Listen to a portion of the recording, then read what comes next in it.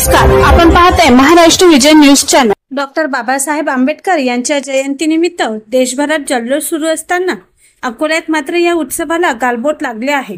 सोमवारी रात्री 10 वाजताच्या सुमारास अकोला शहरातील गंगानगर वाशिम बायपास जवळ डॉक्टर बाबासाहेब आंबेडकर यांची जयंती साजरी होत असताना काही असामाजिक तत्वांनी वाद घालत एका मोटरसायकलवर दगडफेक केली।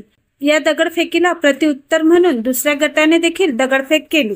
घटनेची माहिती मिळताच या ठिकाणी जुने शहर पोलिसांचा ताफा दाखल होत परिस्थिती नियंत्रणात आणली। यावेळी दोन्ही गटाच्या लोकांना पांगवण्यासाठी पोलिसांनी सौम्य लाठीचार्ज केला। सध्या परिस्थिती नियंत्रणात असून नागरिकांनी अफवांवर विश्वास ठेवू नये असे आवाहन पोलिसांनी केले आहे। अकोला शहर पोलीस उपअधीक्षक सतीश कुलकर्णी हे घटनास्थळी ठाण मांडून आहे। तसेच परिसरात कडक पोलीस बंदोबस्त लावण्यात आला आहे। महाराष्ट्र विजय न्यूज चॅनल साठी अकोला प्रतिनिधी राजेश साहेबराव साठे। पोलीस स्टेशन जुने शहरच्या हद्दीत वाशिम बायपास चौक येथे साधारणतः 9:30 ते पावणे 10च्या दरम्यान कोणीतरी अज्ञात इसमाने वाहनावरती दगडफेक केलेली आहे।